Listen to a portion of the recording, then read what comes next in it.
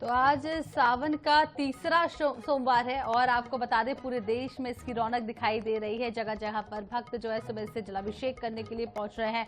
कांवड़िया कांवड़ लेकर निकल चुके हैं और देश भर में आज आपको बता दें उत्साह नजर आ रहा है। और महाकाल से लेकर काशी विश्वनाथ तक सिर्फ हर जगह भोले बाबा बम बम बोले की जय घोष सुनाई दे रही है। तो आपको बता दें कि दिन भर आज जलाभिषेक किया जाएगा और तीसरा सोमवार आज है। महाकाल में भी आज सुबह से ही भक्तों की भीड़ लगी हुई है। और आपको बता दें कि जो है प्रसाद चढ़ाने के लिए लोग, भस्म आरती के लिए लोग सुबह से शामिल हो रहे हैं। तो सावन का आज तीसरा सोमवार है और बेहद महत्वपूर्ण रहता है। आपको बता दें सावन पर्व, क्योंकि यहाँ पर भोले बाबा को पूरे महीने तक मनाया जाता है और संयोग भी आज बड़ा है, जहाँ पर आपको बता दें जलाभिषेक का मुहूर्त भी आज हो रहा है। तो रवि योग अत्यंत शुभ और फलदायी माना जाता है, जिसमें आपको बता दें आज पूजा करने वालों की हर मनोकामना पूर्ण होती है। तो सावन का पवित्र महीना भगवान शिव की पूजा के लिए अत्यंत शुभ माना जाता है। ऐसा भी माना जाता है कि इस दिन भगवान शिव की नीलकंठ, नटराज और महामृत्युंजय रूप की पूजा करने से असीम कृपा प्राप्त होती है। तो जुलाई महीने का आज सावन का तीसरा सोमवार और सावन का पवित्र महीना भगवान शिव की पूजा के लिए अत्यंत शुभ माना जाता है।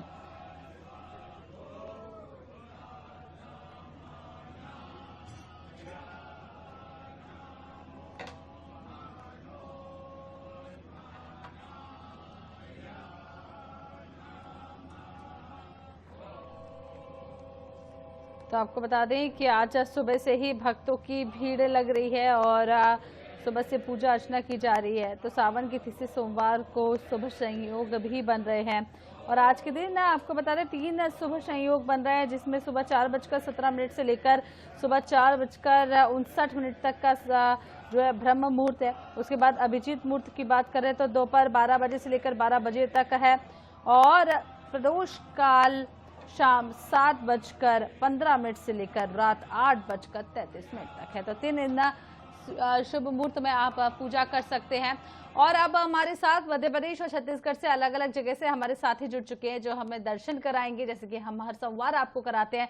हमारे साथ छतरपुर से संवाददाता जुड़ चुके हैं विनोद मिश्रा, सोमा शर्मा हमारे साथ जुड़ी हैं राजिम से, और अनुराग मालवी जुड़े हैं हमारे साथ राजधानी भोपाल से। एक एक कर सभी का रुख करेंगे और सबसे पहले हम राजिम चलते हैं। सोमा हमारे साथ बनी हुई है।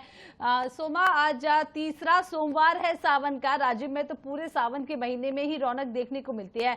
आज कितने उत्साहित है भक्त, क्या कुछ आप वहां देख पा रही हैं? मौजूद है प्रदेश के प्रयागराज कहे जाने वाले त्रिवेणी संगम के बीचों बीच स्थित कुलेश्वर महादेव के मंदिर में ये यहाँ पर जो है पंचकोशी की यात्रा शुरू होती है। राजिम को अगर हम शिव की नगरी कहेंगे तो बिल्कुल हम यहाँ पे शिव की नगरी के नाम से भी हमारा राजिम जाना जाता है। कुलेश्वर महादेव का यह मंदिर है। आप देख सकते हैं कि ये मंदिर जो है यहाँ पर सुबह 4 बजे से श्रद्धालुओं की लाइन लगी हुई है। दूर दूर से श्रद्धालुगण यहाँ पे आए हैं। मंदिर की महत्वता इसलिए भी बढ़ जाती है कि नदी जो है प्रदेश का ये त्रिवेणी संगम है। महानदी पैरी सोंदूर के संगम के बीचों बीच यह कुलेश्वर महादेव का मंदिर है। कहा जाता है कि वनवास काल के दौरान माता सीता के द्वारा इस मंदिर की महादेव की स्थापना करके पूजा अर्चना की गई थी। पंचकोशी की यात्रा की हम बात करें तो यहाँ पर पटेश्वर महादेव, चंपेश्वर महादेव, ब्रह्मेश्वर महादेव, कोपेश्वर महादेव और फणिकेश्वर महादेव की यात्रा हम यहाँ से प्रारंभ करते हैं, यहीं पर समापन करते हैं। थोड़ी ही दूर पर यहाँ पे भूतेश्वर नाथ का गरियाबंद जिले में मंदिर है। गरीबनाथ बाबा का भी यहाँ पर मंदिर है। राधा कृष्ण मंदिर में भी यहाँ पर शिव जी का जो मंदिर है। लगातार सुबह से पूरा राजिम जो है शिव नगरी है, पूरी शिवमय ये श्रावण महीने भर रहती है और 12 महीने भी हमको यहाँ पे भक्तों की भीड़ 12 महीने यहाँ भक्तों की भीड़ देखने को मिलती है और सुबह से भी आज भक्तों का पहुंचने का सिलसिला लगातार जारी है। और अब सीधे रुक करते हैं भोपाल का। ब्यूरो प्रमुख अनुराग मालवी हमारे साथ जुड़ चुके हैं। अनुराग जी, किस मंदिर पर आप मौजूद हैं, क्या कुछ यहाँ की मान्यता है और कितने उत्साहित भक्त?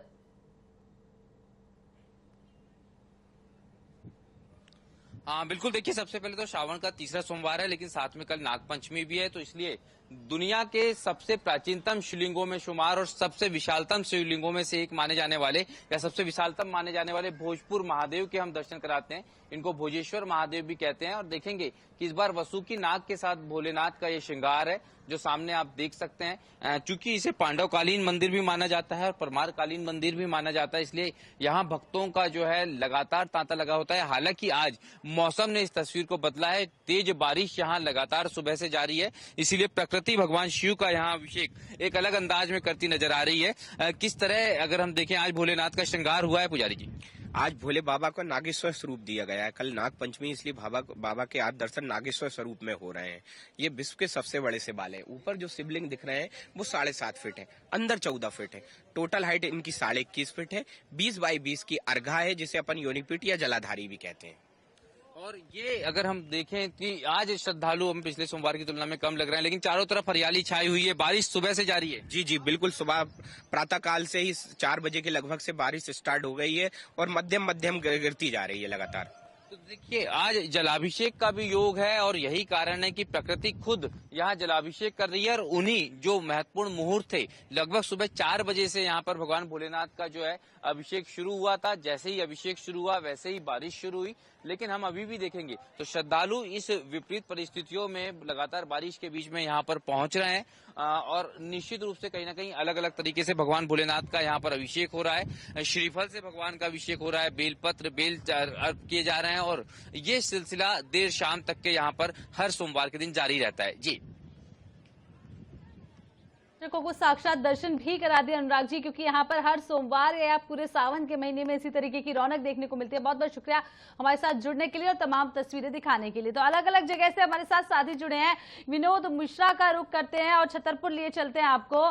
छतरपुर में विनोद, आप किस मंदिर में मौजूद है? क्या कुछ आज उत्साह देखने को मिल रहा है? सावन का तीसरा सोमवार है, क्या कुछ खास?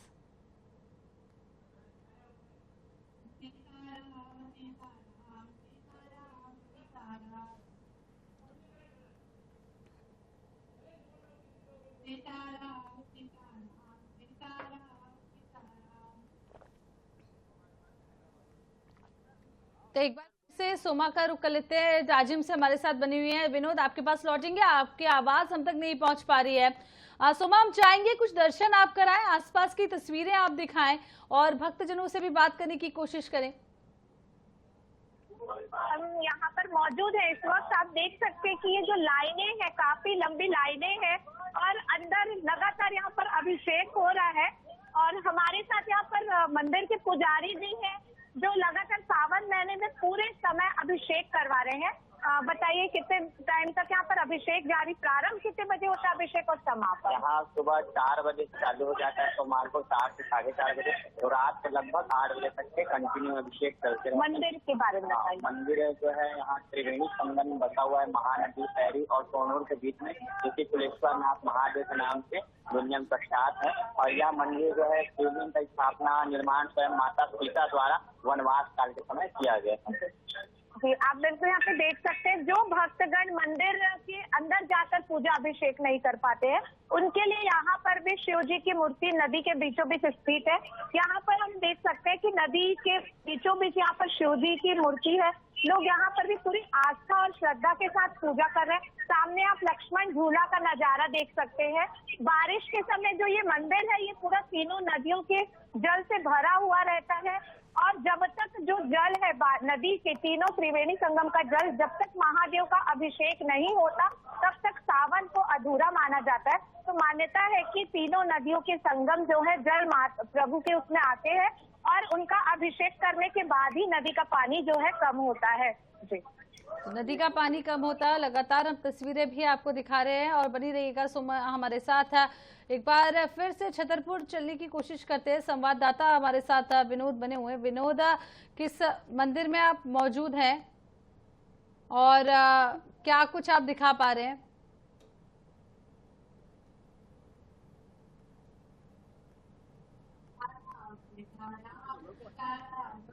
तो सावन का तीसरा सोमवार आज है और विनोद से हमारा संपर्क नहीं हो पा रहा है और महाकाल की तस्वीरें आपको दिखा रहे हैं। सुबह से ही आज भस्म आरती में यहाँ पर हजारों की संख्या में श्रद्धालु मौजूद रहे।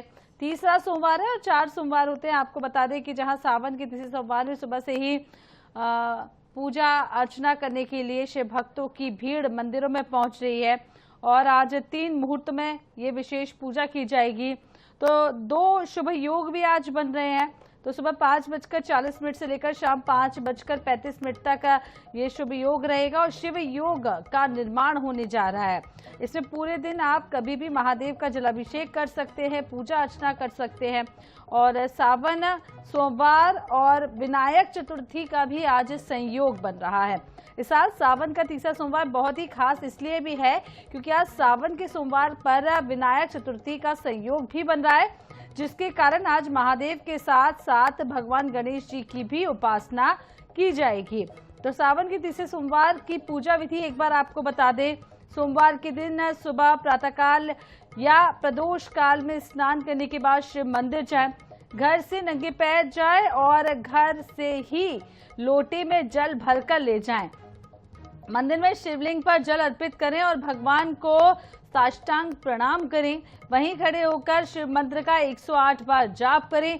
इस पवित्र दिन में केवल फलाहार करें। शाम को पुनः भगवान के मंत्रों का जाप करें और उनकी आरती उतारें। पूजा की समाप्ति पर जल ग्रहण करें। अगले दिन अन्न और वस्त्र का दान करने के बाद ही व्रत का पारायण करें, जिससे भगवान शिव की विशेष कृपा प्राप्त हो। तो अलग अलग मंदिरों में आज रौनक दिखाई दे रही है। मध्य प्रदेश और छत्तीसगढ़ के अलग अलग मंदिरों के दर्शन भी हमने आपको कराए। और अब चलिए राजधानी रायपुर का रुख करते हैं। हमारी साथी मोनिका दुबे हमारे साथ जुड़ चुकी हैं। मोनिका, सावन का तीसरा सोमवार और पूरे रायपुर में आज इसकी रौनक देखने को मिल रही है। फिलहाल आप किस मंदिर में मौजूद हैं, क्या कुछ हमारे दर्शकों को दिखा पाएंगे? जी बिल्कुल, देखिए सावन का पवित्र तीसरा सोमवार जो है वो आज है। रायपुर के बुढ़ेश्वर मंदिर से जो सीधी तस्वीर है हम आपको दिखा दें। सबसे पहले गर्भगृह के दर्शन मैं आपको करवा दूं, जहां पर भगवान शंकर के दर्शन करने के लिए दूर दराज से जो भक्तगण हैं वो यहां पर पहुंचे हुए हैं। और गर्भगृह की तस्वीरें आप देखिए कि हाथ पे फूल, माला, जल, पुष्प, धतूरा, बेल पत्ता, दूध लिए जो भक्तगण हैं वो दर्शन करने के लिए यहां पर पहुंचे हुए हैं। और सीधी तस्वीरें जो है दिखा रहे हैं जहां पर फूल, बेल, पान अर्पित करने के साथ साथ जो पूजा पाठ है, जो मनोकामना लिए भक्त यहाँ तक कि शिव जी की पूजा अर्चना करने के लिए यहाँ पर पहुंचे हुए हैं। और लगातार तस्वीरें आप देखिए जहां पर बुढ़ेश्वर नाथ महादेव के मंदिर में है हम मौजूद हैं और उनकी पूजा अर्चना की जा रही है। रायपुर के बूढ़ा तालाब के किनारे पे स्थित है बुढ़ेश्वर महादेव और पूरे राजधानी रायपुर की रक्षा करते हैं। बूढ़ादेव भी इन्हें कहा जाता है और लगातार जो पूजा अर्चना है वो यहाँ पर की जा रही है। हर साल जो भारी संख्या में जो लोगों की भीड़ है वो यहाँ पर होती है। दूर दराज से भक्तगण दर्शन करने पहुंचते हैं। अभी भी जो मंदिर में है वह विशेष पूजा अर्चना चल रही है और मंदिर के हर तरफ की तस्वीरें हम आपको दिखाएंगे। चलिए ले चलते हैं, मंदिर के हर तरफ की तस्वीरें दिखा रहे जहां पर जो लोग हैं वो यहाँ पर आए हुए हैं और लगातार जो पूजा अर्चना है वो की जा रही है। मंदिर के 4 द्वार हैं और चारों द्वारों से भक्त यहाँ पर मंदिर में भगवान शिव के यानी कि बूढ़ादेव के दर्शन जो है वो कर पाते हैं। लंबे अरसे से यहाँ पर पूजा पाठ जो है वो की जा रही है और तस्वीरें देखिए, दर्शन कर लीजिए। आईएनएच पर हम अपने दर्शकों को भी भगवान शिव के यानी कि राजधानी रायपुर से भगवान बूढ़ादेव के दर्शन जो है, बुढ़ेश्वर नाथ महादेव के दर्शन जो है वो यहाँ पर करवा दें। और जिस तरीके से, क्योंकि मान्यता है कि यह मंदिर जो है वह 602 साल पुराना है, ऐसे में प्राचीन काल से ही यहाँ पर जो पूजा अर्चना है वह की जा रही है। लगातार यहाँ पर जो भक्तों की भीड़ है वह देखने को मिलती है, चाहे सावन का महीना हो चाहे सामान्य दिन हो। ऐसे में बेहद ही ज्यादा खास होता है सावन का दिन या कह लीजिए कि महाशिवरात्रि का दिन, जहाँ पर भक्तगण दर्शन करने के लिए दूर दराज से यहाँ पर पहुंचते हैं। मंदिर भक्तगण दर्शन करने के लिए यहाँ पर सुबह से ही पहुंच रहे हैं और शहर के बीचों बीच ये प्रसिद्ध मंदिर है। बहुत बहुत शुक्रिया मोनिका हमारे साथ बनने के लिए और ये तस्वीरें दिखाने के लिए। और अब विनोद मिश्रा का रुख कर लेते, छतरपुर से हमारे साथ जुड़ चुके हैं। विनोद, किस मंदिर में आप मौजूद है, क्या कुछ मान्यता है इस मंदिर की? इस मंदिर में देखा गया है कि यहाँ सागर प्रताप तालाब है। इस तालाब में यहाँ पर जो संकट मोचन का मंदिर है, कहा जाता है कि लगभग 200 साल पुराना ये मंदिर है। यहाँ पर आस्था का केंद्र है और आस्था के केंद्र के साथ साथ ये मंदिर है। यहाँ पर विशेष रूप से सोमवार के दिन श्रृंगार कराया जाता है अभी हम अंदर चलेंगे और देखेंगे कि यहाँ पर किस तरह से श्रृंगार है, श्रद्धालु भी यहाँ मौजूद है और श्रद्धालुओं के साथ साथ यहाँ पर लगातार यहाँ तांता लगा हुआ है। और ये देखे आप विशेष यहाँ पर राम की धुन बैठी हुई है, कृष्ण की धुन बैठी हुई है और यहाँ पर तुलसी का अभिषेक करने के लिए यहाँ पर करते ही नहीं बल्कि यहाँ पर दूर दराज से भी लोग आते हैं। तुलसी को यहाँ पर महिलाएं सुबह से ही आ जाती हैं और यहाँ पर ये आज विशेष श्रृंगार यहाँ पर प्रतिदिन किया जाता है और श्रृंगार करने के साथ साथ यहाँ पर महिलाओं की संख्याएं भी यहाँ से करते हैं। यहाँ पर बुद्धि को सभी चित्रण दिया गया है। हमारे साथ कुछ लोग जो है से जो बात करेंगे उनके लिए। बेटा क्या नाम है आपका? क्या नाम है बेटा आपका? देख रहे हैं यहाँ पे ये लोगों की भीड़ इकट्ठी है और यहाँ पर जो खड़ी है। माता जी क्या नाम है आपका? क्या नाम है आपका? यहाँ पर क्या आ रही है? कई बच्चों से यहाँ पर महिलाएं आ रही हैं और ये रामधन भी यहाँ बैठी हुई है और रामधन भी बैठी हुई है और ये राम भी देख रहे हैं और यहाँ से अधिक जानकारी जो कि हमारे साथ मौजूद है उनको भी हमने यहाँ पर विशेष रूप से तैयार किया है और उन लोगों से भी हम जानकारी देंगे। इस तरह से भैया क्या नाम है आपका? विजय जी। कितने सालों से आप सेवाएं दे रहे हैं यहाँ पे?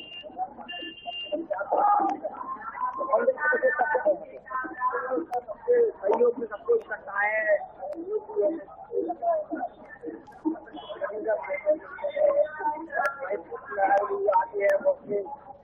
या विशेष श्रृंगार भी किया जाता है। श्रृंगार भी किया जाता है शाम से। तो पंडित दिनेश शर्मा यहाँ के जो बुंदेलखंड के प्रसिद्ध मूर्तिकार है उनके द्वारा यहाँ विशेष श्रृंगार भी किया जाता है और यहाँ पर विशेष रूप से महाशिवरात्रि के दिन भी कार्यक्रम होता है और भंडारे का भी आयोजन यहाँ पर महाशिवरात्रि पर भी किया जाता है। सावन के माह में भी यहाँ पर कार्यक्रम आयोजित किए जाते हैं। ये लोग भी हमारे साथ मौजूद है। दादा क्या नाम है आपका? कितने सालों से आप मंदिर में आ रहे हैं? और तो कुल मिलाकर हर जगह ही इस तरीके की धूम दिखाई दे रही है और बहुत बहुत शुक्रिया हमारे साथ जुड़ने के लिए विनोद, तमाम तस्वीरें दिखाने के लिए। तो मध्य प्रदेश और छत्तीसगढ़ के अलग अलग मंदिरों से हमने आपको दर्शन कराया। सुबह से ही आस्था की डुबकी सभी लगा रहे हैं और यहाँ पर देख रहे हैं किस तरीके से उत्साहित सभी भक्त। महाकाल मंदिर में भी इसी तरीके की रौनक नजर आई और आप सभी को भी सावन के तीसरे सोमवार की ढेर सारी शुभकामनाएं।